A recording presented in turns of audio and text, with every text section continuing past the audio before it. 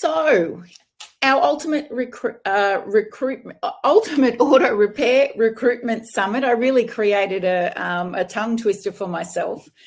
We're here today to collaborate to bring you the best information with Adam Burns from Visa and Citizenship Lawyers, with Jessica Baker-Bastable from Recruit Shop, and also from Heart HR, who is one of our favourite suppliers to the Workshop Whisperer, Matt Taylor. So we will get on to having a chat with Jess first up in just a moment, but I wanted to have a huge shout out to our sponsors here at the Workshop Whisperer, who are always helping us with our events. Our titanium sponsor, Mechanic Desk, and our diamond sponsor, Ventavid. And of course, the Workshop Whisperer is a proud supplier with Capricorn.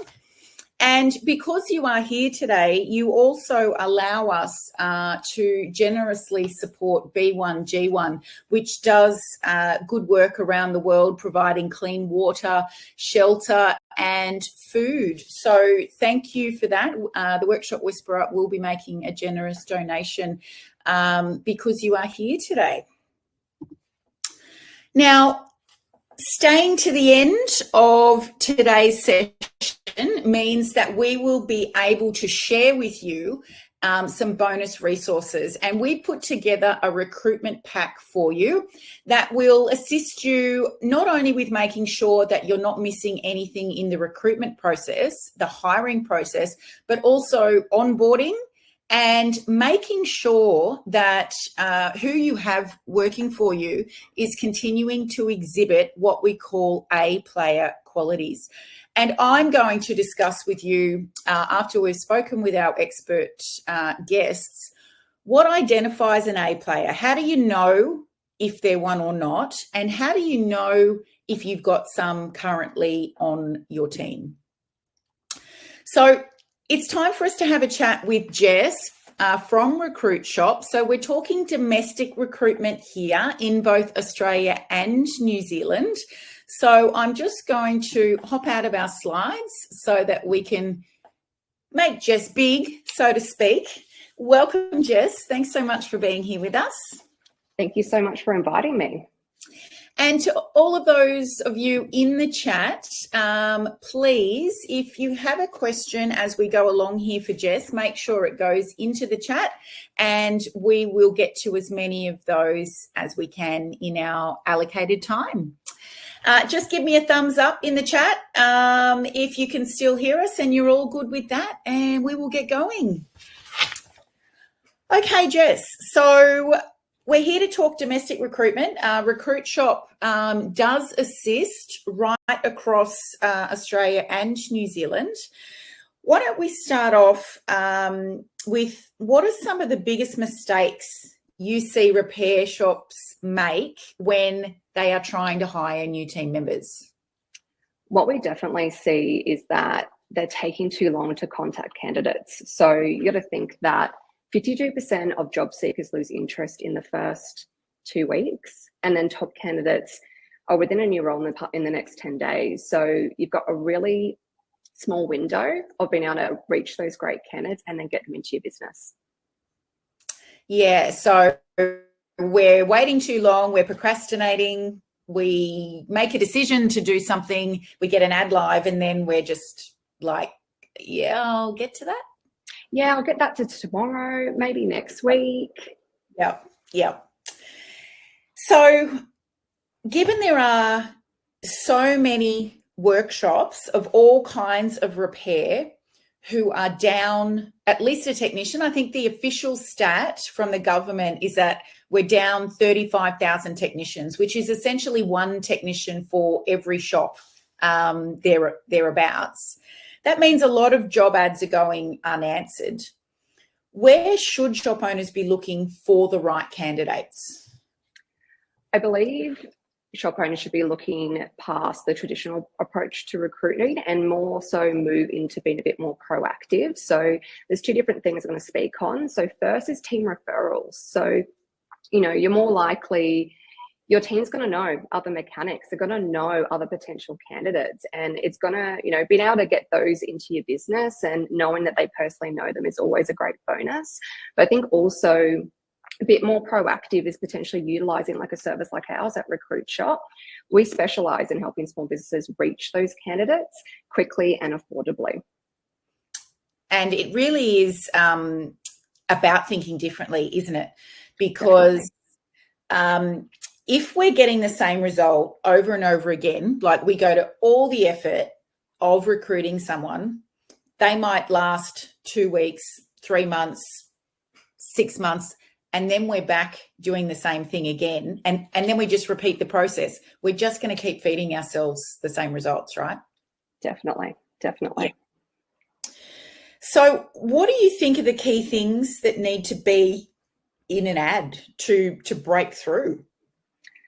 2 things definitely is ensuring that your salary is on your advertisement. So you got to think that on a stats level, 80% less applications on job ads that are not showing their salaries, right? And then also benefits, right? Not every candidate is looking for a higher salary. They're looking for, what makes you different from the business down the road, right? So they want to feel more appreciated rather than just be a number. And it could be as simple as coffee and tea are provided, monthly team barbecues, or even like performance bonuses. And as we do promote at the Workshop Whisperer with all of our clients, things like a 4-day work week, flexible working arrangement if required, a 9-day fortnight, an RDO, like if you offer those things, put them into the benefits part of the ad. Absolutely. And if you're even able to get it into the top 3 points of your ad as well, we always ensure we do that on our end as well. So just on the putting the salary on there, as business owners, we obviously want to keep costs as low as possible. But for someone that might be sitting there thinking, well, I don't want to overdo it, and then, that person might have come to me for less. Do you help the shop owner, with like the markets we've seen is kind of, paying this at the moment, etc.? Yeah, absolutely. So during our consultations with our clients, we do advise them of what the market is doing, not only in the state that they're in, but also nationally. Especially if they are underneath what the market is doing, we do advise that if you're looking for that unicorn, that A player, you may have to pay more. And it's often, speaking to all of you here on the webinar today, it's often a mindset flip, a switch that we need to hit in order to accept that paying more money to the right person is actually an investment in all of the things that we want as business owners. Having people on our team who can run the business without us, that doesn't come when we're underpaying, and we've potentially got people always looking to go somewhere else where there's more money. Absolutely. And you got to think, like, let's say you're in that negotiation stage with a candidate. Are you going to lose them for $2 more an hour? And then also on the flip side, what money are you losing by not having a candidate in that particular position? I think that's a really important point. It's like the saying, can you afford not to? Yeah, another way to look at it. So partially covered off in one of the questions that I asked you before, but for those shop owners who do feel like they are stuck in a hiring rut, and they're hiring the wrong people repeatedly, what immediate changes should be made to their hiring process? I believe utilizing services like police checks and reference checks. Like, reference checks are so important. Are you going to hire someone and not get a reference check? As if you don't want to speak to their previous employer and figure out like why they've left, or they're looking for a new role. They're always so beneficial, so you can understand if they're going to be the right fit for your business. What about, because it's quite a thing on resumes for people to say these days, we'll supply references on request, or you can see that they're supplying the reference of a workmate rather than the person who supervised them. What's your advice there? I definitely advise looking to get a reference from like their leader or even like the business owner. You know, if you're going to give a reference to a friend, are you going to give a bad one? So there's always a big question mark on how good those references are. If they've already got the reference ready to go, I think that's also a big question mark. You should be able to actually call that referee and actually speak with that referee then and there versus it already being pre-written. So the person doing the reference check should feel okay to call the business of the past employment where they've supplied a workmate rather than a supervisor? Only if that reference has actually been provided. So my biggest suggestion is speaking to that candidate and requesting a new reference check. Yeah. So asking for their supervisor's details. Absolutely. Which suggests that we need to actually ask more questions in the interview process, doesn't it? We need to actually slow down that bit and say, when we're looking at the supplied references, so was this person your leader or definitely. Yeah. And then at that point you can be saying, okay, can I have the reference of this other person then, please? Yeah. Definitely. Yeah. I think it's a great tip because I think it is something we gloss over with the market so tight, particularly for technicians. Sometimes the little voice in your head can say, I don't really want to know if they're not good. Like they are a person here right now with their toolbox and they could be doing servicing for me. So it is something I think from experience of working with thousands of repair shop owners around the country that, sometimes we are sabotage because we don't want to have that next conversation. I agree. Jess, what is it that Recruit Shop does differently to what we might call a normal recruiter? We work with you to find you the best candidates, right? We more act like a support unit with your recruitment process, and it's quite collaborative, and you do speak with us every 3 to 5 days. You know, we talk you through how the service is going, we talk you through the types of candidates, we present those candidates, but then also as well, we love feedback. Right? So giving us feedback means that we can tune what we're doing on our end to ensure that we're making the process quick and smooth for you. And really our price is $2,495 plus GST, and that's a flat price, and there's no placement fees or any hidden fees after that. And it does come with a $1,000 money back promise if we don't hire you in the first 28 days. So you're collaborating on what's in the job ad. You're getting a full brief of what you're looking for or what the repair shop owner is looking for in their person. You're making suggestions as to what should be in the ad. It's a real sort of collaboration up until that point, and you're the one doing the advertising, correct? We do. So when we create the advertising, we keep our own Recruit Shop branding on it. You know, we want to make sure that we're doing the heavy lifting and candidates aren't going around us.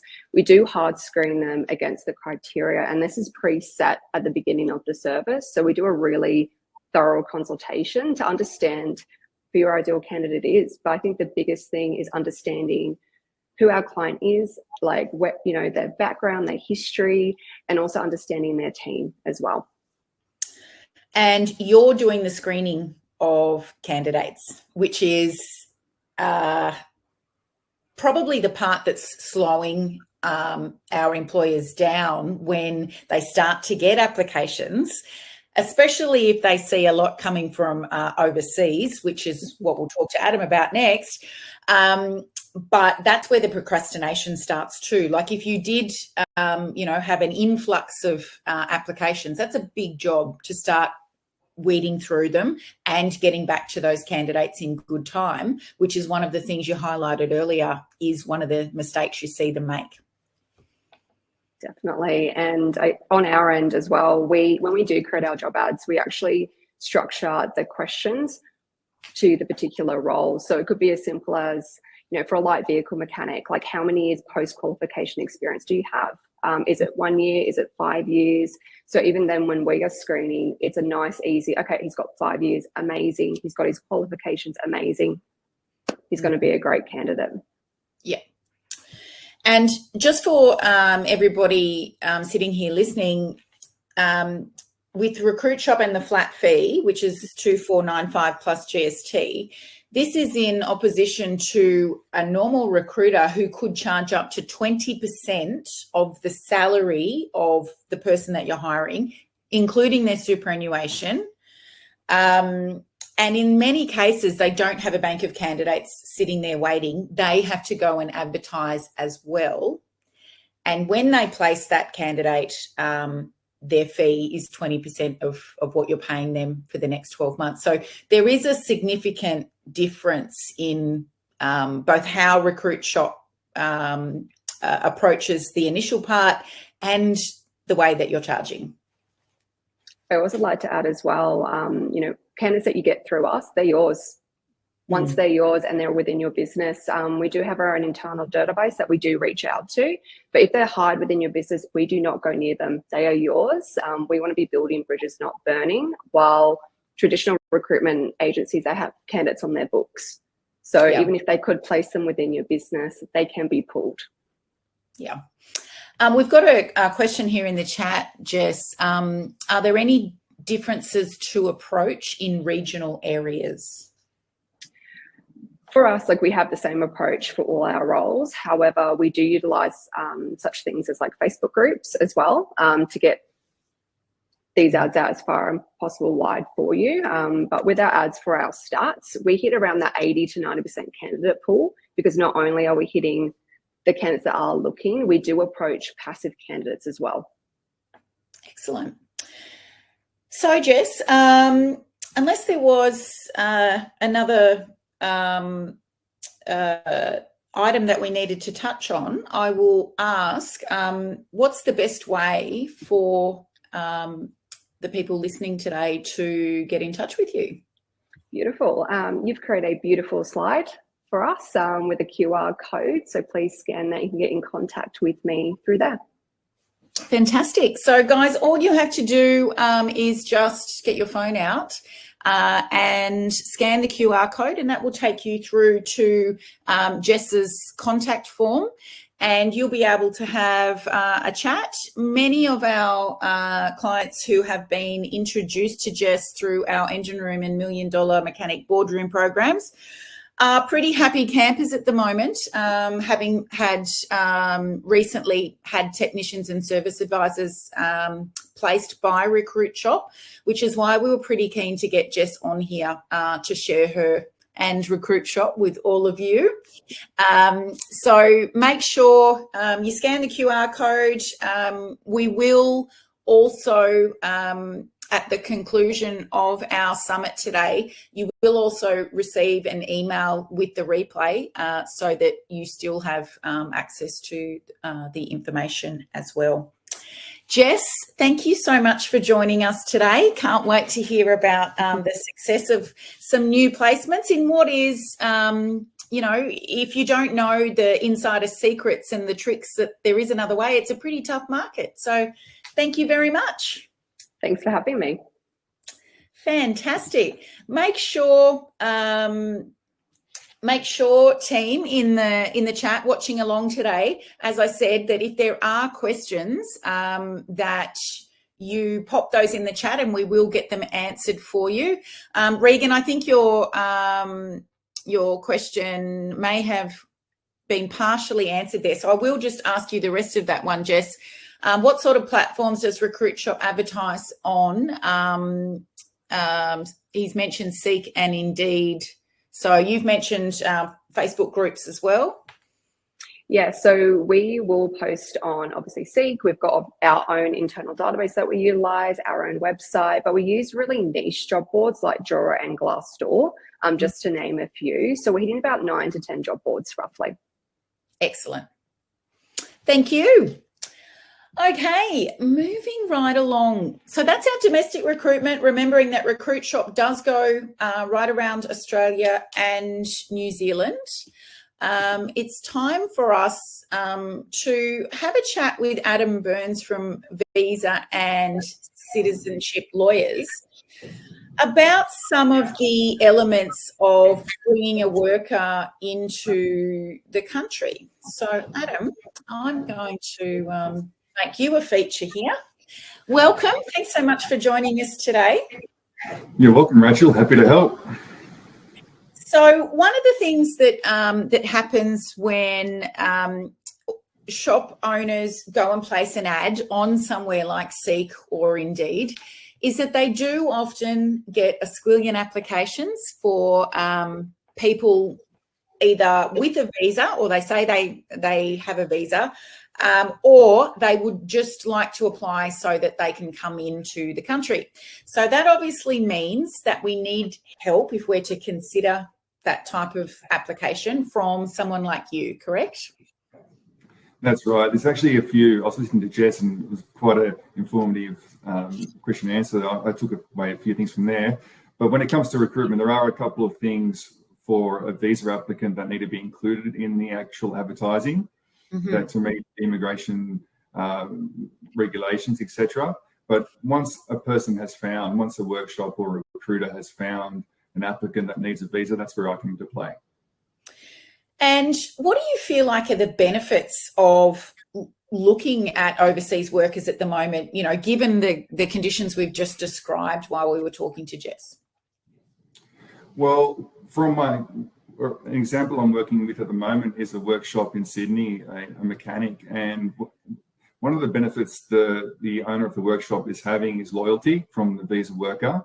So in this particular scenario, the person came to Australia on a student visa, but it could also be a typical scenario would be like a work and holiday visa or something on those lines if they're actually in the country already. And he's commenced working for this workshop on the initial visa, which had work rights.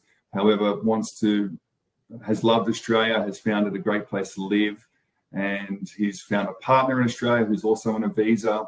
So they want to settle down and they want to make Australia home. So in this particular scenario, what the workshop owner is getting is loyalty from his visa worker. Yeah, so that real bond to the employer.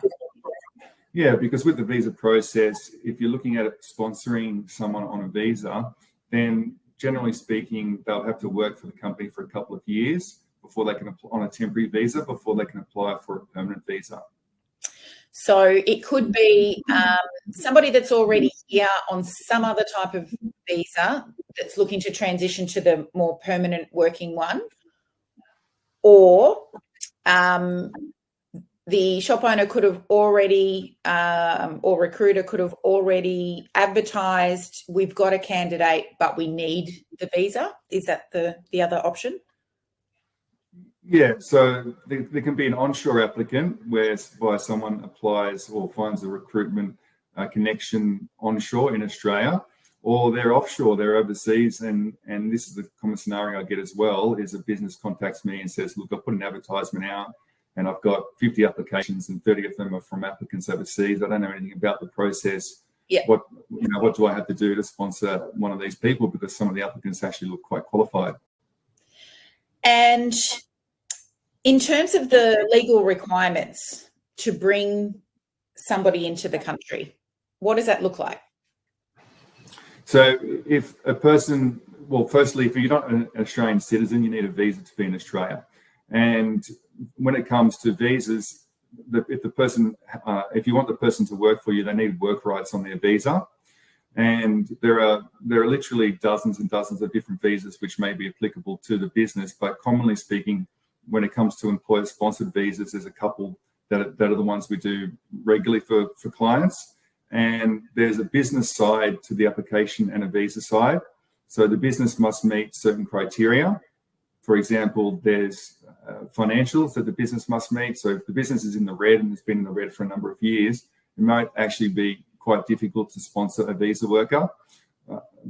But on the other hand, even if it's a startup company, it is possible to sponsor a visa worker at the same time. So there's the business side of the applications, and then there's the visa applicant side.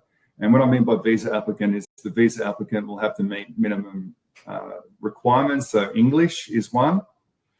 Another one is also work experience and qualifications. They may not need qualifications, but they may need to substitute that with, say, 3 years experience in industry at a minimum. So right across the repair industry, many of the people that are watching today would know, there's applications from India, from the Philippines, and a lot of those, say, technicians have a plethora of experience in places like Dubai and things like that. Is there a benefit to applying for sponsorship status, if that's the terminology, so that you do have the capacity to bring workers in, even if you hadn't identified a worker as such? So if you're looking at the 482 visa program, there's sponsorship, nomination, and visa application. So there's actually 3 applications. 2 of them are the businesses, the sponsorship and the nomination. To answer your question, would it be beneficial to obtain the sponsorship? I would say first, I'd say no. I'd say wait until you got the visa applicant, because we can technically lodge all 3 applications on the same day.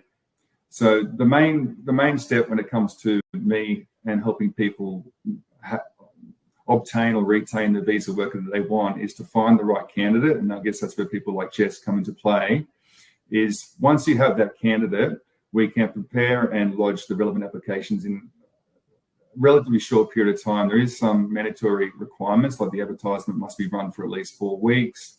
There's some other things that have to be tackled as well, but we can do that throughout those 4 weeks of the advertising being run for that mandatory period of time. But I would say don't jump ahead and become a standard business sponsor, which is the first application, until you found the visa worker, because we can do all 3 applications at once.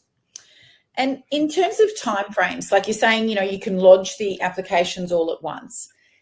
Then what's the realistic amount of time that it might, be before this person is actually swinging a spanner for us? That's the $1 million question. So I can control, and immigration professionals can control what's on our side of the fence. But when it comes to the Department of Home Affairs and processing times, it varies greatly, and it varies greatly on a number of factors. The quickest applications that I've realistically seen turn around would be in 1 or 2 weeks. That's to get the person to remain in Australia or to come to Australia. However, the longest, it can prolong. It can be a lengthy period of time.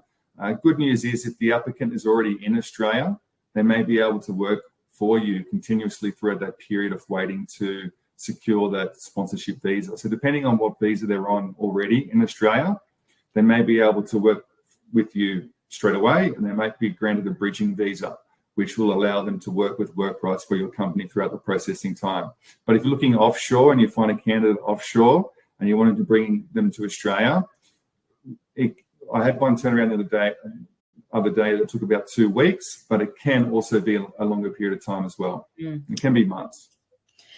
So what do you think are some of the misconceptions that are out there that might have people sort of not explore obtaining the right visa worker?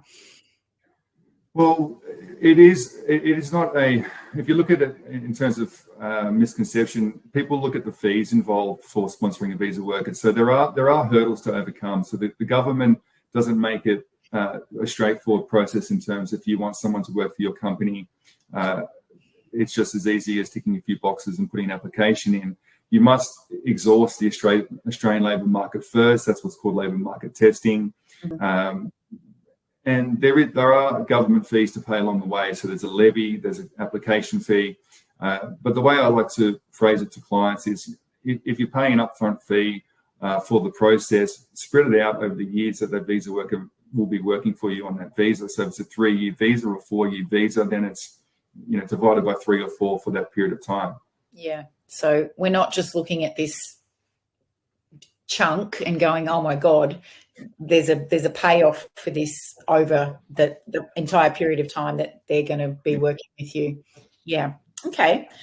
And in terms of streamlining and being in the best shape to have this process go as well as possible? Any tips there?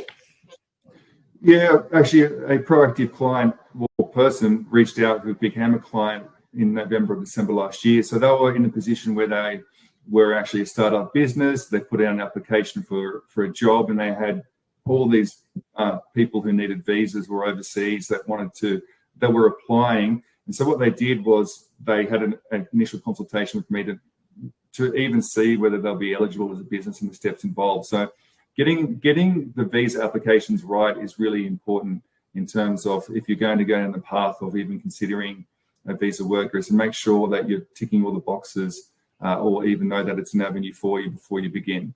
So I would say if you want to streamline the process, be informed, fully informed of what's involved, and there are some documents, etc., that can be prepared beforehand as well. Okay. And are there any red flags we should be considering? Yeah, the government has made it easier for visa workers to jump ship.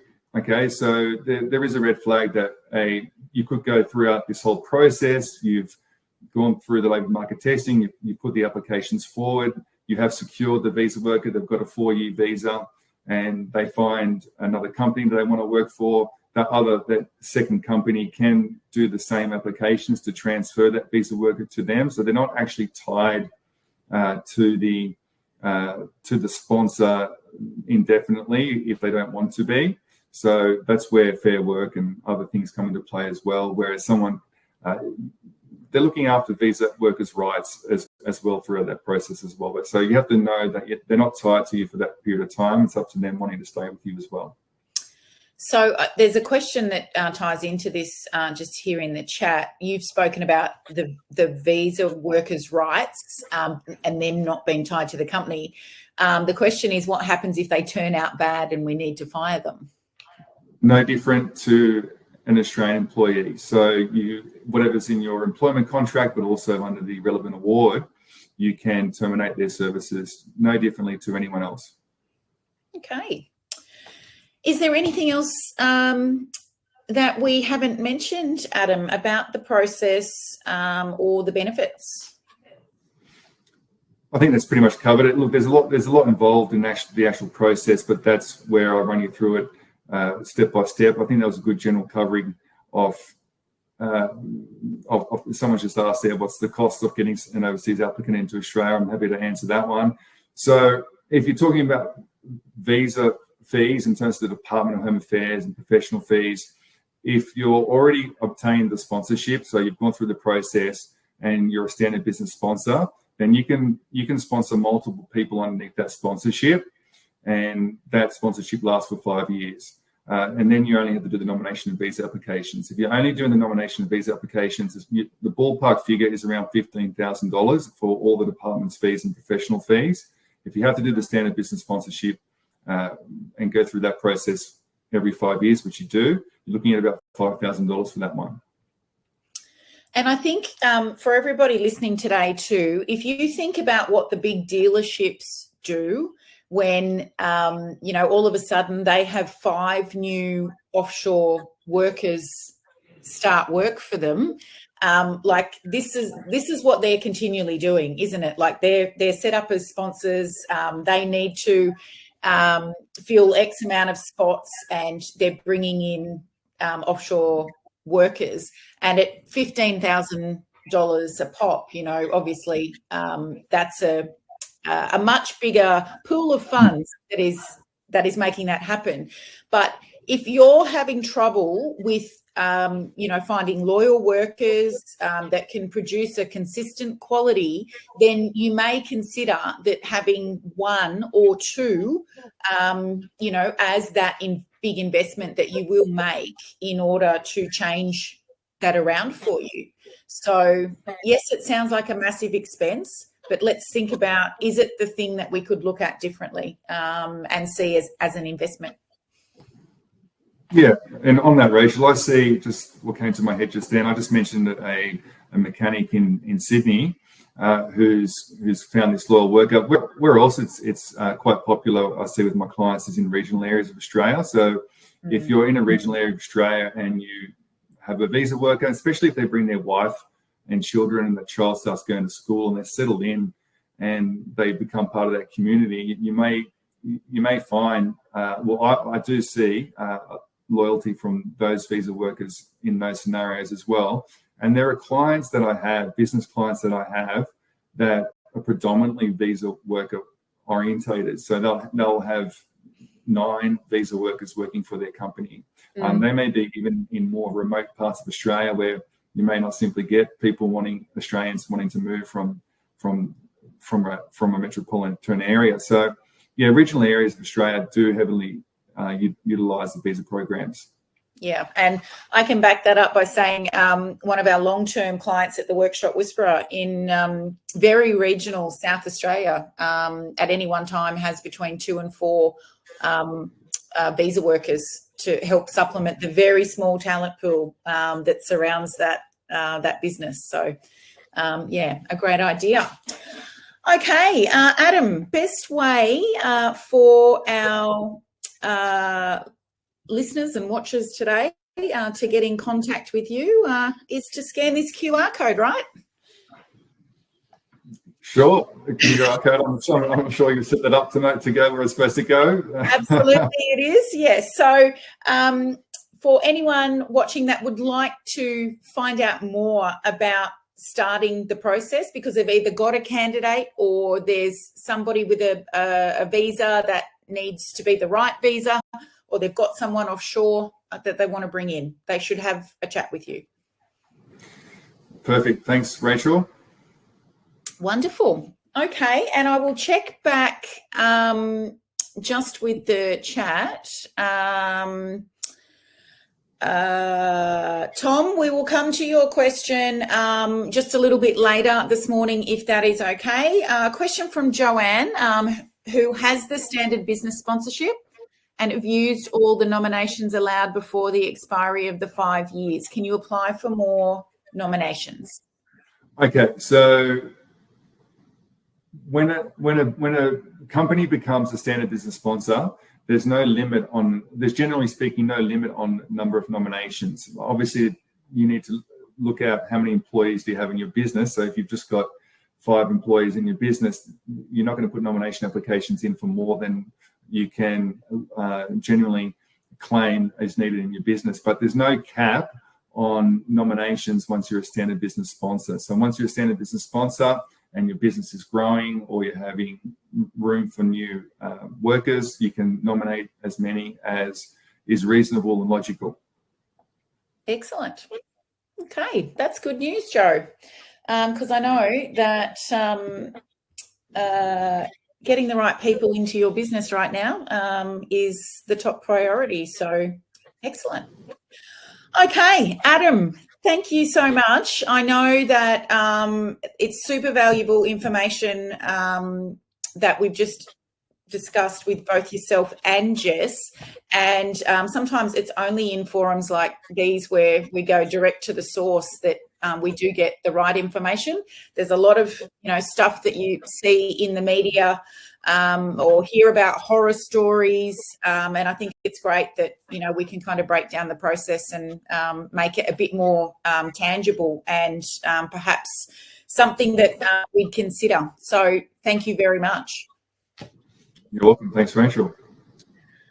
Okay, so we are going to continue on here, and it's time to have a chat with Matt, who is a HR specialist, and he's here today to talk on the flip side of the hiring process. So we've identified our person, we've been through the interviews, we have made the decision to hire them. We've made an offer, they've accepted, and they've come on board. And they are exhibiting what we would consider to be A-player qualities. Now, I'm going to talk more about those A-player qualities in around 10 or 15 minutes' time.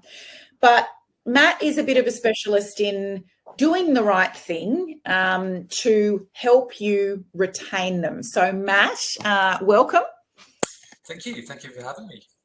Matt is no stranger to our Workshop Whisperer client webinars.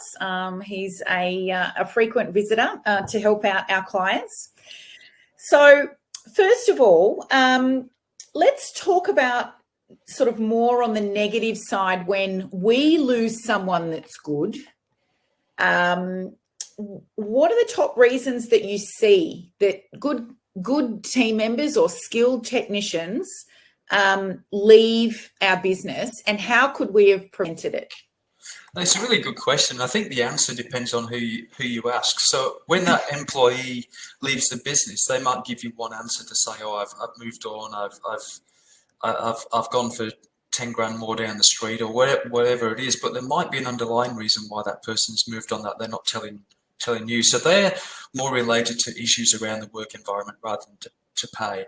So things like, you've got to do a bit of a culture check to make sure that the work environment is actually a nice place to work. So people aren't going to stick around where you've got a toxic work environment. And I had to deal with a workshop not too long ago, and not connected to anyone on this call, but they had a particular toxic employee who was a nightmare, to put it politely. And he was moved on, and the response from everyone else when that happened was this huge sense of relief. And we were told afterwards that other people would have walked if that person wasn't managed. So it's really, really important to look at the whole work environment, and just to make sure that you're not keeping people that you don't want to keep, because they will cause havoc. Or can potentially cause havoc. And that sort of steps into the other idea of just poor management, letting poor employees continue to be poor employees and not intervening at an early stage. And I guess the other reason, again, apart from the salary side of things, is lack of career advancement. So some people are very motivated, they want to progress, they are keen to jump on any training course that you're putting out there. They want to be seen as progressing in your company. And what we've got to remember, and we talked about this in a previous workshop, but with younger employees, and we're talking here of Gen X, so anyone in their late 20s roughly, they're not going to stick around for a lifetime. So you'd be lucky to get, I think the average across all employment situations is about 3 years. So you've got to try and give them as much opportunity as you can, and in a way, knowing that at some stage they are going to move on if they're ambitious. The idea is to try and keep them, but the statistics tell us that people do move on a lot more frequently than they otherwise would. And is that just since COVID, do you think? Like, is there a thing there, or was it always going to happen because it's what generations do? I think it's more of a generational thing, and it's easy to blame the young people, but it's just the way things are. They are going to move around quicker than previous generations. So we've just got to be aware that no matter what you do, there is this sense of the grass is greener on the other side, and it's not, as we all know, it's not always the case. So really, our own inaction or poor leadership or unwillingness to address toxic things that might be happening in the workplace is one big one. Absolutely. Of why good people can leave. Yeah. And let's be honest, none of us want to think that our leadership is poor, and that it's something we're not doing that contributes to this. But sometimes we have to get the old mirror out and recognise where our not wanting to feel uncomfortable or not wanting to have conflict leads to these good people going. Yeah, I think our comfort position as humans generally is to try and avoid conflict and to try and avoid those difficult conversations. But sometimes you just have to have them, especially where you see behaviours that are impacting other people, and it might be people who you actually want in the business. Yeah. So it's okay if people leave who they're not really contributing anything, but it's the people that you don't want to leave. They're the ones that you really need to focus on, and they could be being driven out by toxic employees. Yeah. And then backing that up with, maybe we should change our expectations around how long team members stay for us if we do have a bunch of younger ones, rather than pulling our hair out because they're on the move every couple of years. That's right. I mean, it is reality across all industries. I don't know what the specific stats are for your industry, but certainly there is more churn of people, regardless of what you do. They will move on, and we're not in a generation anymore where we've got a job for life. People will go through several jobs, in fact, several careers in their lifetime. So, if we talk about strong workplace culture, what are some of the key elements that would attract an A player?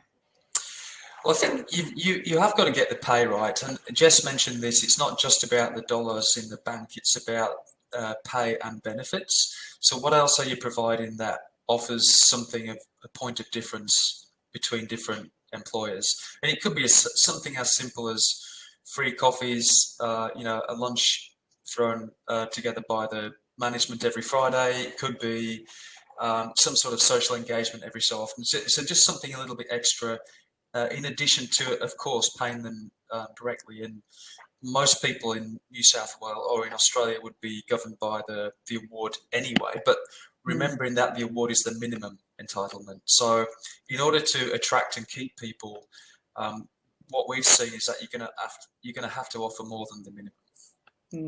And in terms of, like Adam touched on employee loyalty, but ways to increase loyalty and job satisfaction. Like we can talk about, the salary's got to be right, and that there's free tea and coffee or whatever.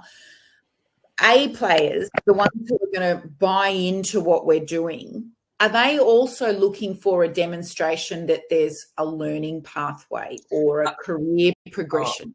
Absolutely. I mean, that is critical, that when you get someone in the business, even if they're coming in to your business as an apprentice, they need to see from day one what that pathway looks like. So an apprenticeship, 3 or 4 years, and then beyond that, what are they going to be? I'm guessing something like a regular technician, beyond that, senior tech, beyond that, foreman, and then management position. So it's really important that you give that vision of where they could end up in the business. Obviously, there's some assumptions there around their own performance and their own, attitude to that, and their own acceptance that that's what they want to do. But just to paint that picture for them so that they can see that career path. And if they buy into that, then they're going to stick around longer because they know that you've helped to map that out for them. And they could become, specialists. It's not everyone's going to just fall into a regular technician role, but particularly with EVs around, people might need to jump into different or might want to jump into niche parts of the business, whether it's diagnostics, performance tuning, high-end cars, whatever it might be. But to communicate that to people coming into the business so that they can buy into what should actually be the vision of the whole company. Yeah. And I guess the only way that you get to identify if there are those interests of your team members is by providing the time and space to sit down and have conversations that might get that information. One of the things that we help our clients with in our engine room program is creating a system called a feedback forum. So quarterly, you are sitting down with a detailed template that the team member has filled out and then the supervisor has filled out. And it encourages a conversation, not just about what has happened in the previous 3 months, but where they would like to go and where you would like them to grow in the future.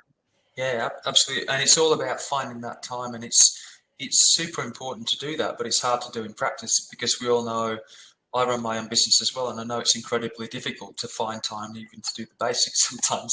So we've got to be able to dedicate that time and not move time slots around. So if you've said to your employee, we're going to meet on Friday afternoon, make sure you meet on Friday afternoon, because if it keeps getting moved and changed, then they don't treat that as being you taking them seriously. So that is definitely a thing.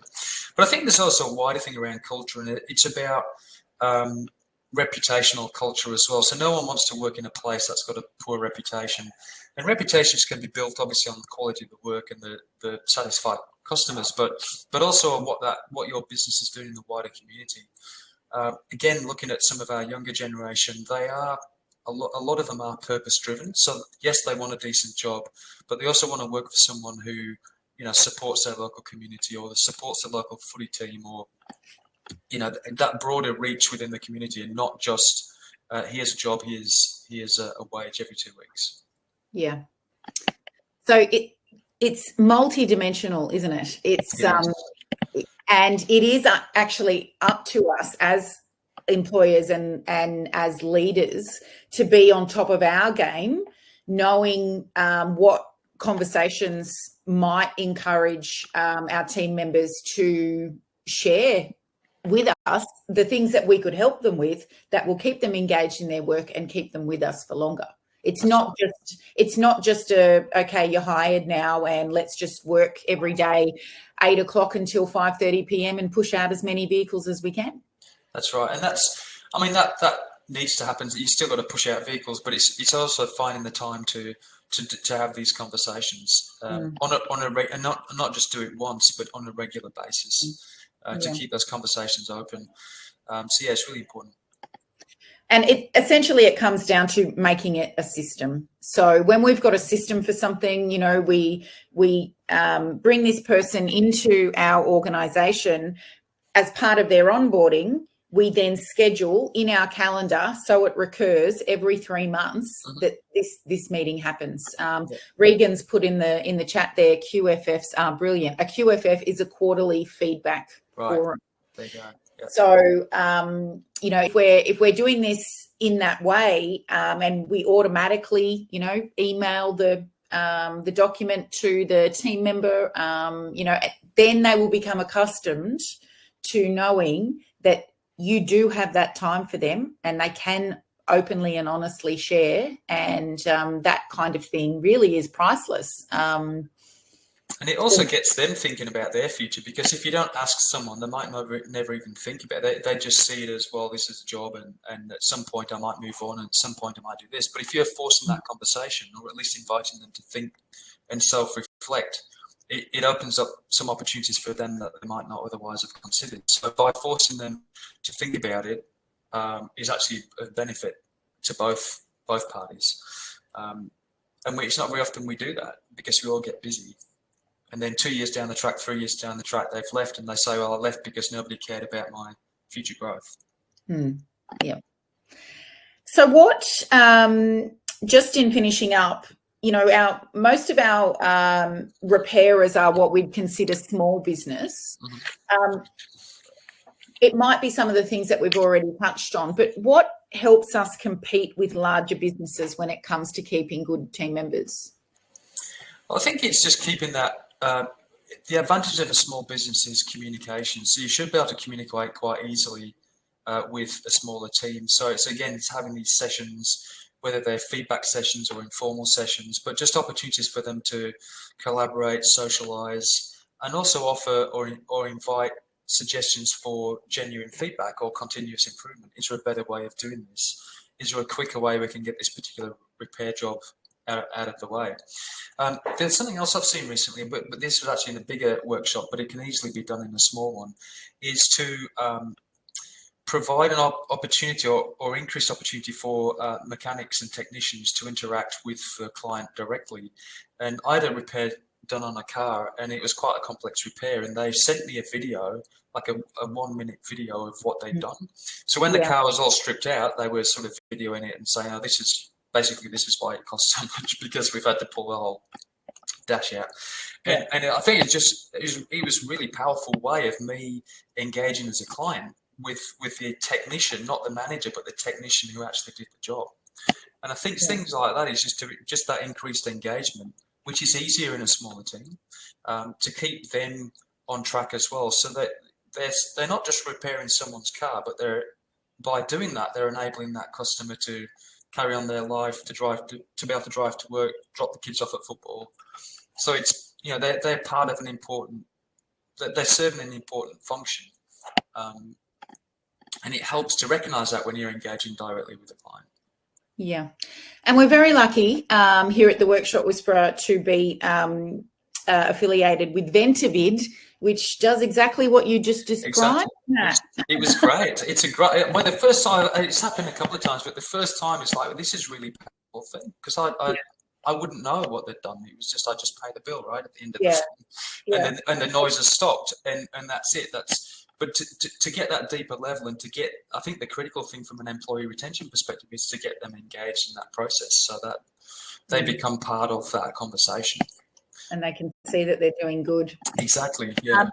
We've got a question from Jody. How do we explain to an apprentice that is freshly qualified that they are still learning and won't be in top dollars straight away? This is a conversation that would play out for both countries.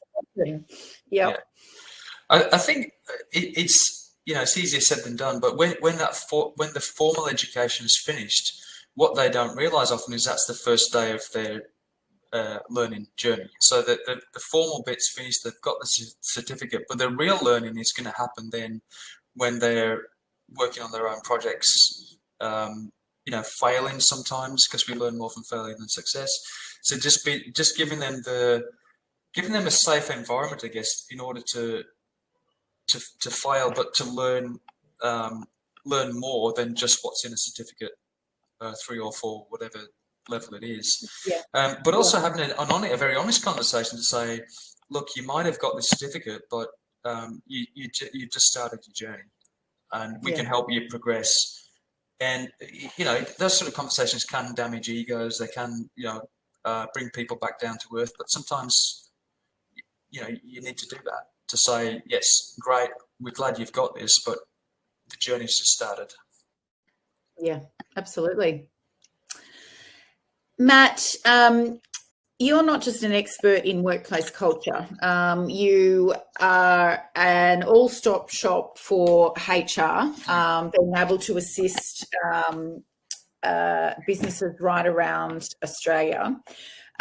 You're on call for tricky situations with some of those aforementioned toxic employees. You're able to review and provide and create HR documentation. And we also have our special way for everyone on the call today to be able to contact you. After following the link, what can they expect if they reach out to you? There's a few different things we do for all sorts of businesses, not just workshops, but there's the important thing as any employer is compliance. So just make sure that you are compliant with the ever-changing Fair Work Act and associated legislation. Things like the modern awards, they do change. Pay rates, as you know, change at least every year, and so you need to be on top of that. We do help with retention support. Not so much, we're not recruiters. We've got other people like other professionals out there like Jess who can help you with recruitment, but we can look at probably more about the reasons why people are leaving your business. So it's more of the things we've spoken about. We can do payroll and award interpretation. So just making sure again that you're doing what you're supposed to be doing in accordance with whatever awards are applicable to your business, and there's often more than one. Workplace policies and procedures are a fairly common thing for us to deal with. So just making sure that the rules of the game is set in place, so that when things do go wrong, you can always refer back to either an employee manual or a specific policy to say, hey, your behaviour's out of whack because this is what you say. These are our expectations, and you've stepped over the line. And then if at the extreme end, we do deal with employee terminations. We're dealing with a couple of redundancies at the moment. Very difficult conversations to have, and very often employers come to us because they don't want to have them, to be honest. So we support them in having those conversations so that they can have them done professionally, but also support them in that process, because it is difficult. As a business owner, as a manager, there's a lot of things to think about, and the Fair Work Act's pretty unforgiving if you forget to do certain things. Yes, definitely. The compliance there can be scary if you end up in the tribunal and realise that all your best efforts were not quite there. That's right. So please, if you have any need at all, HR-wise, you just want that person there to be able to be on call, or you've actually got a specific issue right now, then please, after you've scanned the QR code or click the link that the team's putting there in the chat, please definitely have that call with Matt and see where you stand. Thank you so much, Matt, and thank you also to Jess and Adam for sharing your expertise with us this morning. We are now going to move into a discussion on how we identify what an A player is. You know, I've been talking about this concept to you of A players, which obviously indicates that, thanks Adam, see you later, indicates that there are B players and C players, right? So we're going to have a discussion about that now. And don't forget that staying till the end means that we're going to be able to pass on our recruitment pack for you, which actually contains inside it an in-depth checklist of the difference between an A player, a B player, and a C player. How's that going to help you? Well, it's going to help you identify who's in your team at the moment, first of all, so that you at least have some awareness around some potential work that you need to do to either bring some people up to speed or potentially look to replace them.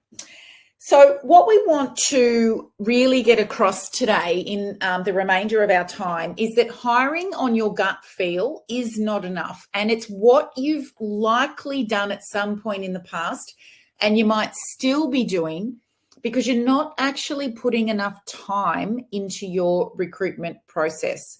Now, I say that with the greatest of respect, knowing how busy and how crazy things can get on an ordinary day in your repair shop. I've been there. I own my own repair shops. I completely understand. However, this is one of those cases, recruitment, and especially recruitment of A players, where we need to slow down in order to then speed up a little bit later on. So we can't hire on our gut feel anymore. Let me know in the chat if when I say that you suspect you have actually done that in the past. Just give me a little high five or a 10 or whatever the little emoji is that they let us have on this platform. I know that, you know, I'm not just speaking for myself when I say we've hired on gut feeling before.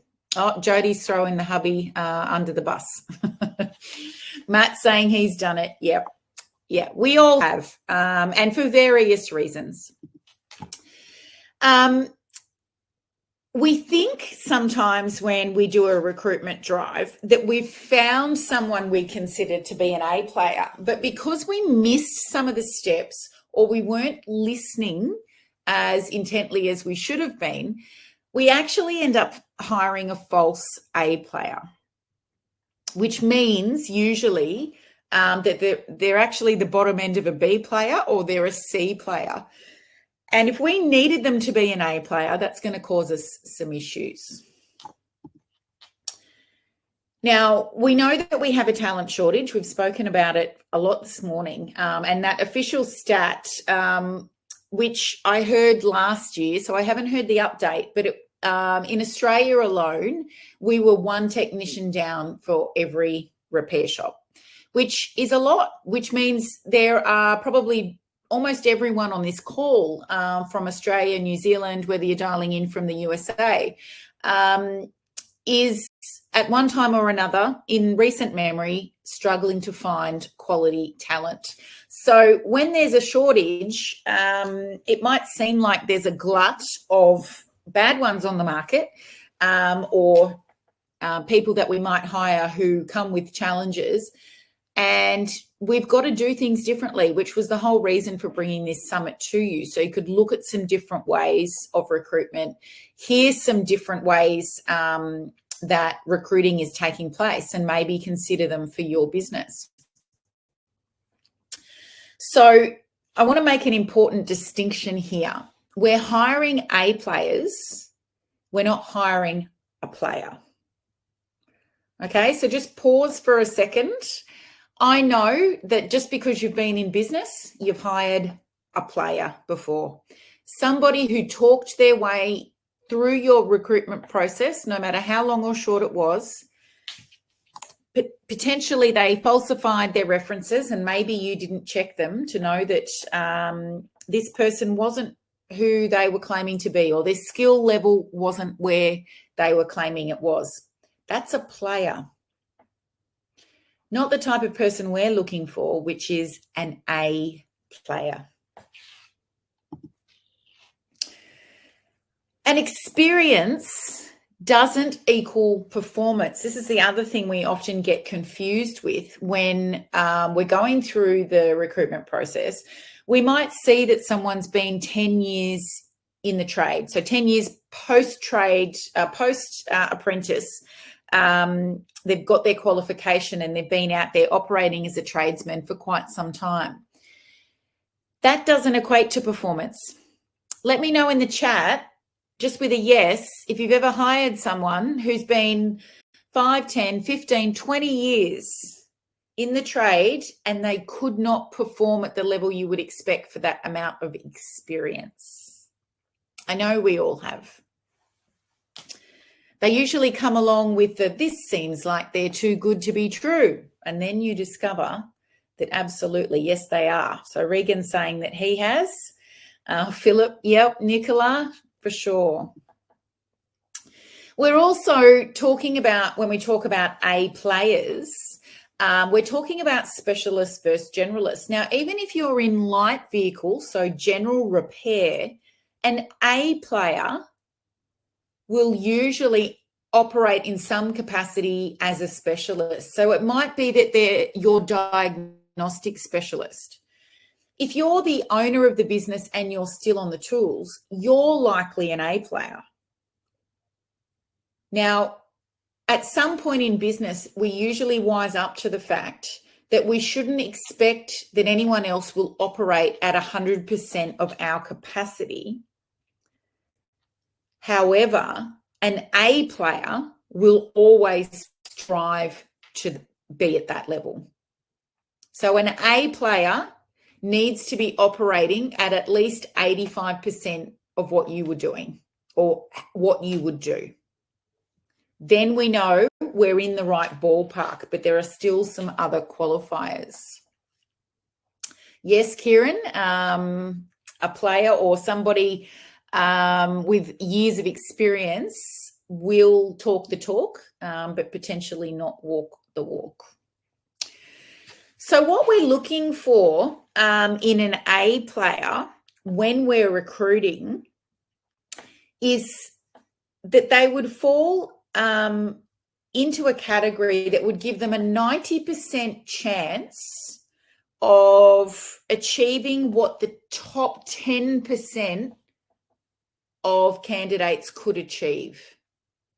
So you're not bringing in someone that's just newly qualified that can't yet do half of the work that your shop does, okay? They can't even be a consideration for being an A player because they won't fall into this elite level of having the potential to do the top 10% of stuff that would occur in your shop.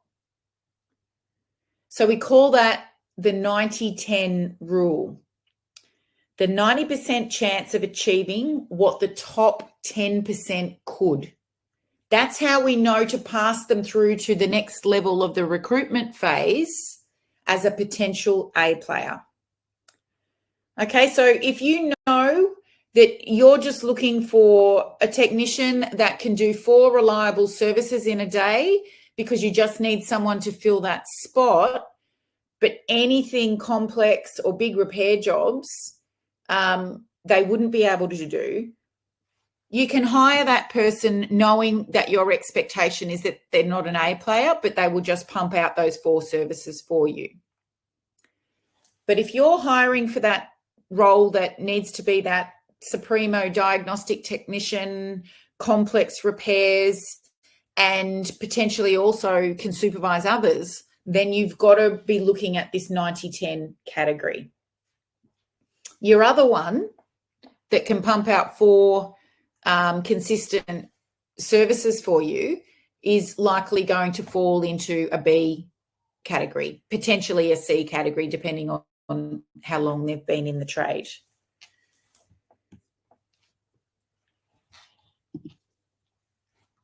The other thing that we don't want to do is just have all of our eggs in one basket. Now, in a market like this, it's tough, right?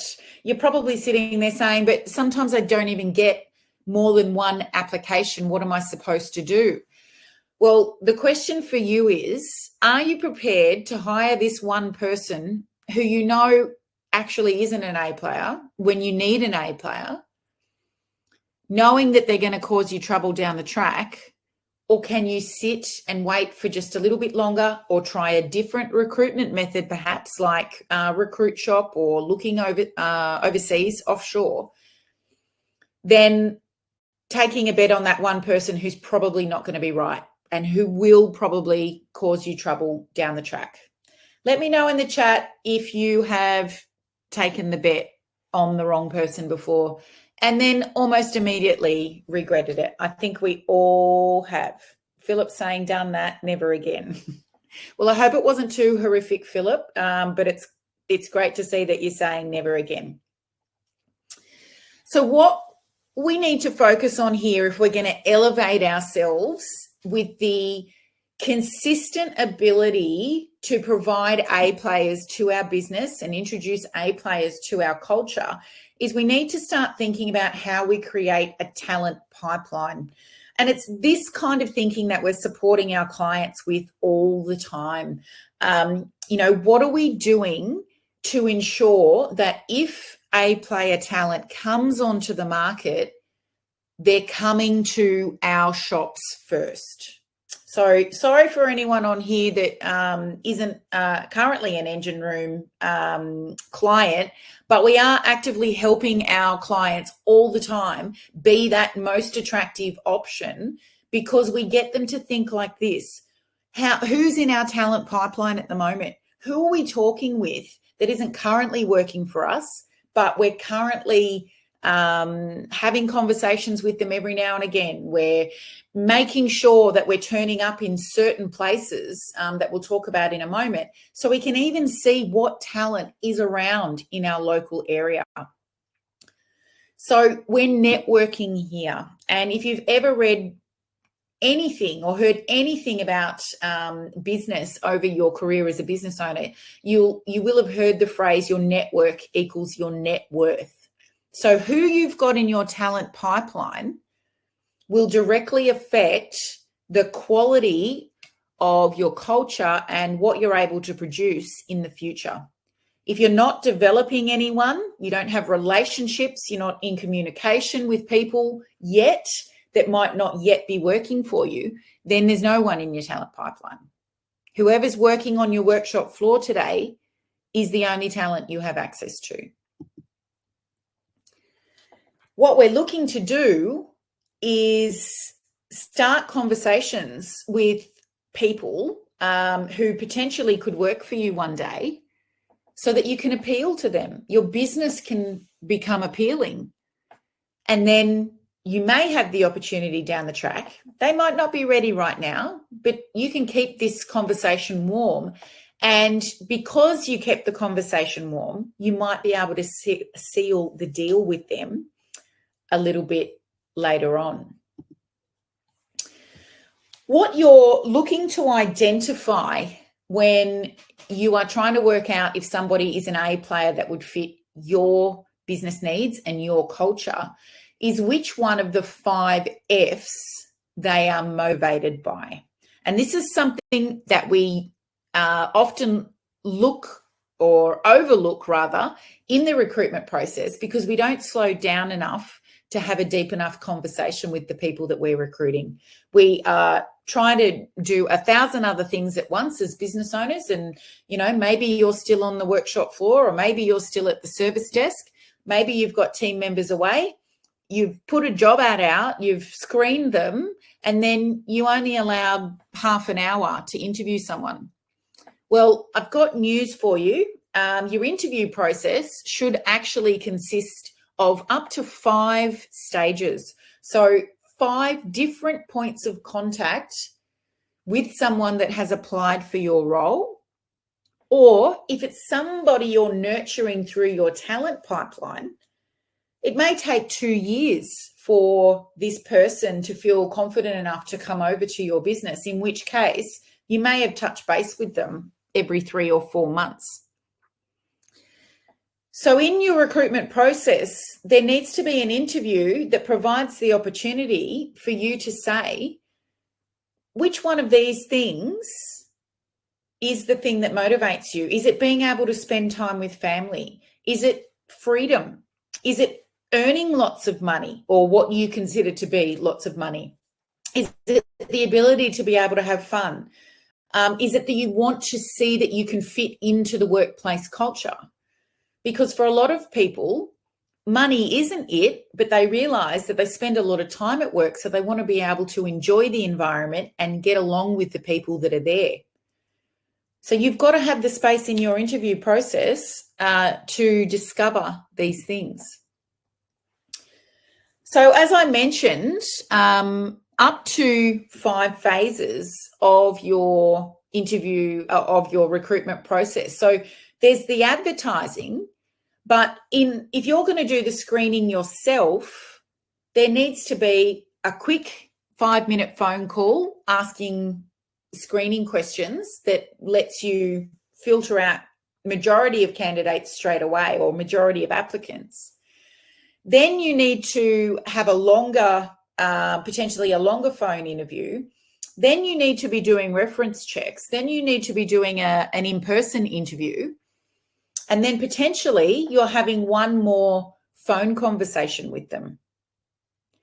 So you might be sitting here thinking right now, well, that's already 3 phases of an interview that I haven't even done for the last 3 recruitment drives. This is the only way we weed out those players in order to find our A player. So Regan, being an engine room client, you actually have access to the resources there at our Spring-October retreat in the university from last year. So make sure also that even before you go to the interview phase, you do have that ballpark idea, because remember, Jess has said, make sure you put your salary in your ads if you're going to do them yourself. Have an idea of what your offer might look like, remembering that it's not just salary. And in your interview phase, you should have identified which of those 5 F's that your candidate is most motivated by or most attracted to, because that's going to help inform not just the dollars that you offer, but how you package up the total offer. So let me know in the chat if you're doing non-monetary benefits as part of your employment package. So are you doing a 9-day fortnight or a 4-day work week? Do you offer other forms of financial remuneration, like a fuel card or things like a company car? Let me know in the chat what you are actually putting together in your package, because it should be based off what the candidate has told you they value. So if you've got a technician who's saying, I really want to be able to pick my kids up from school at least 1 day a week, well, does it work for you to have flexibility around that? Can you offer that in a package? Then we've got the pre-start phase. So that's where we've got to make sure that we're getting all the documentation, all the information that we need from our A player.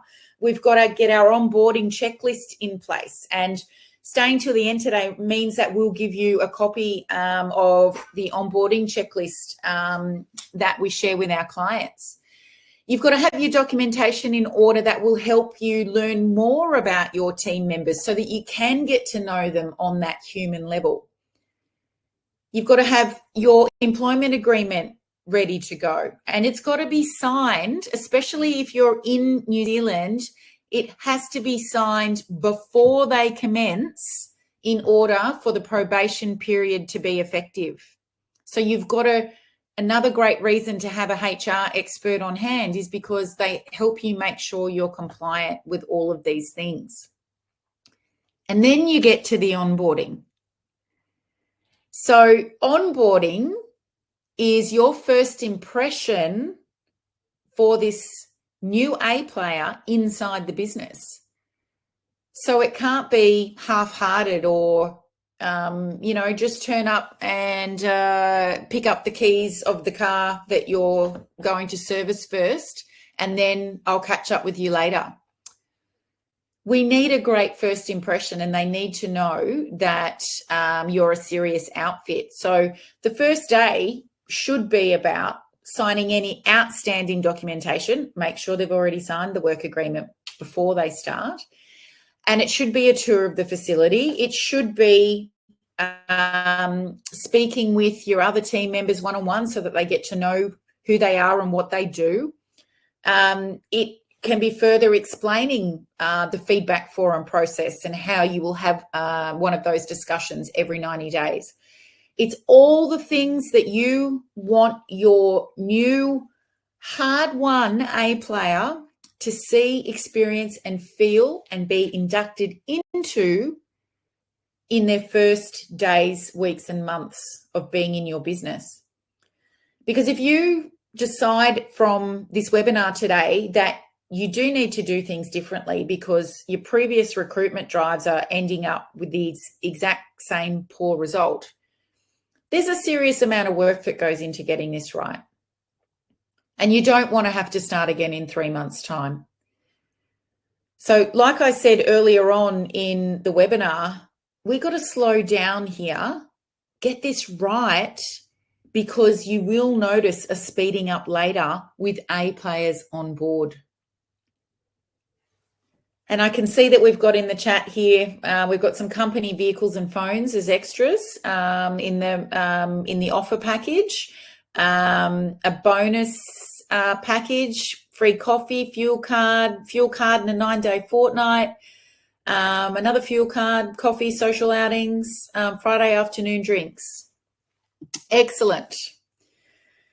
So your job as the owner, as the leader, is to be confident in this process, confidently identify that we are attracting and retaining A players. So some of those things that Matt said from HR, being aware that if you've got a toxic player in the team, that you're not just burying your head in the sand, you're actually being an advocate for everybody else on the team, and you are addressing those issues. Because when you don't, that's where you jeopardize the position of the other good people in your team. That's where you start to lose them if you don't stand up as the business owner. So what we've helped you with here today is how to select one, but you also need to know in greater depth how to spot one. So we've got a checklist in the recruitment pack that you'll be able to get access to shortly, which suggests to you what are A player traits versus B player traits and C player traits. And if you know that you're at a level in business and yourself, you're at a level as a leader that you want A players now, you have to make sure that you understand those differences. Don't fool yourself into thinking that you've got an A player if they're exhibiting behaviours that suggest that they're a C player. Because then you're just playing yourself. If you keep saying, no, they'll get better, or, oh, I just want to take this holiday, I'll just get through and then I'll address it. No, don't kid yourself. Make sure you're schooled up on how to spot an A player, and don't compromise if that's what your business needs. Don't hire that bad egg or that one egg you've got in your basket, because then you stop looking for the right person. Remember, you've got to build a talent pipeline here. That means you've got to get out to the trade shows. You've got to get out to the TAFEs and the technical colleges, and you've got to see what talent is coming through. You've got to get out at places where, other technicians or service advisors in the trade are hanging out, and introduce yourself. You've got to be the business development manager, the recruitment officer for your workshop. That's how you develop a talent pipeline. And I know hearing that might scare the pants off a few of you, but it's absolutely what needs to happen if you are going to have a consistent long-term flow and be recognised as the workshop of choice in your area that technicians and service advisors want to go and work at. Expect excellence when you hire the right way. I know from first-hand experience and having the privilege of having A players inside our business at the Workshop Whisperer, and it was a choice. I had to flip my mindset completely around what a top player is, what an A player is. And then I had to accept that I had to upgrade my own leadership to be able to lead them. And then I upgraded how to identify them and how to hire them, and then how to retain them. And it changes your business. If you sat in the mindset that those people just aren't in your area, you will be 100% right. You will never find them. But you need to start asking yourself the question, but what if? What if I just tried something different? What if Rachael is just suggesting that I open my mind today and just try something different? What if I reached out to Jess? Or what if I reached out to Adam? Or what if I reached out to Matt? Or what if I just got the A player checklist from the recruitment pack and just measured our current team members for the behavioural traits that they're showing? And then I had to think about what that's showing up in the team because of where they fall on that checklist. What if I slow down my hiring process to ask a few more questions, to get a few more real answers? Will I save myself trouble next time? If any of these things are bringing up other issues in the business as well, like, it's your leadership that's actually the problem, or the fact that you can't get technicians is causing cash flow issues, then the other thing you can do is, of course, talk to us. So our membership team has calls available in the calendar so that we can have a 15-minute chat with you to make sure that you are prioritising the most important issues in your business, and to let you know what we think might be your right next action steps. So it's a totally free conversation.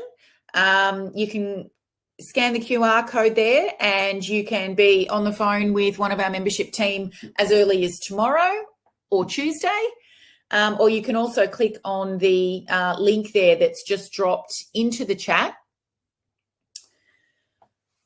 What you don't want to do, if you recognise from any of the discussion that's occurred today on this webinar, is bury your head in the sand, because skills shortage isn't going away anytime soon, despite any promises or subsidies that get thrown into the marketplace.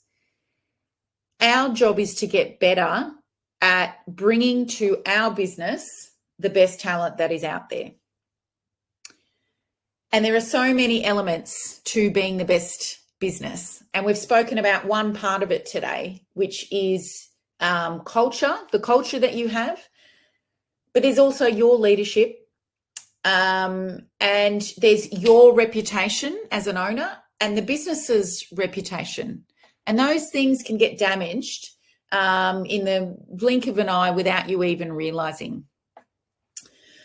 And the other things that happen as a business owner is that you not just stressed out because you can't find talent or because you've got a culture problem, but all of the other business things that can actually compound to mean that you're stressed and missing some really basic things that might be happening in your team every day.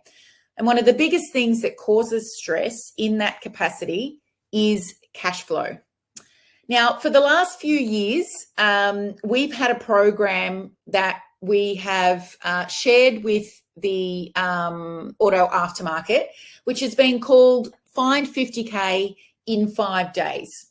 And we've helped, I don't know how many, hundreds and hundreds of repair shops step through one lesson a day, 1 hour per lesson, to help unravel where money's locked inside their business, whether it's because of poor pricing to do with their margins and their markups, lack of financial understanding, lack of financial literacy, or simply not charging enough. And it's got to the point, probably highlighted by the cost of living crisis that exists in Australia and New Zealand and in the USA as well, that we decided we were taking this program and we are going to deliver it live in 1 day in 4 cities across Australia and New Zealand throughout the year. So in 1 day, we guarantee to help you find, through a whole series of active activities that we're going to do with you inside your own financials of your business. In a day, we're going to help you find at least $50,000 that's just sitting there on the table that you're not claiming. We're going to help you fix your pricing and keep more profit. And we're going to help you get paid for every billable hour in your shop and stop working for free, which is what essentially happens when you've got unbilled hours. So we've got early bird pricing for you for being on here today. And if you scan the QR code or click the link that we have just put into the chat, you can secure one of the limited seats that we have in Auckland, Brisbane, Melbourne, and Perth later in the year. And if you're feeling at all like you don't understand how to read your financial reports, or you don't understand how to read them well enough so that they can tell you what's going on in the business, or like your accountant and you just aren't spending the time to understand, or if you don't know how to get more billed hours out of your technicians, or if you've got too many no's going on with upsell work, or you feel unconfident to charge more, or if you just don't know how to get the best out of your supplier pricing, or what expenses you might be able to squeeze better pricing out of. These are all the things that we will cover off with you in just 1 day. Now, don't think that you're up there sharing your personal financial details with everyone. It's not like that. But we are getting nice and bespoke with each business so that we can help you discover and unlock this 50K, which in so many cases is actually life-changing for yourself and the business. Imagine right now what an extra $50,000 on your bottom line that actually made it to your bank account. Imagine what that would do for you and your business. Maybe it pays off tax debt. Maybe it pays off equipment debt. Maybe it helps you have that family holiday that you haven't had in goodness knows how long. So if this sounds like something that is on your radar, then I encourage you to make sure that you scan that and get one of the early bird tickets, because we're only having the early bird pricing run for a couple of weeks. And I can't wait to personally help you unlock that 50K. Now, because you've been here for the entire time, we promised you that you'd be able to get access to onboarding checklist, to your recruitment checklist, to the checklist that helps you identify an A player, to our getting to know you document for new team members, to our document that we use to bring people up to speed in their role and show them what we expect in their first 30, and 90 days. These are all inside our recruitment pack, and you've all earned them because you're still here right now. So make sure you click the link in the chat or scan the QR code and you swipe those files and add them to your recruitment process right now. Amazing. Okay, so congratulations everyone, and congratulations to your business, because you've just learned a whole stack of things about recruitment that have hopefully ultimately helped you think differently about how you might approach bringing A players into your organization moving forward.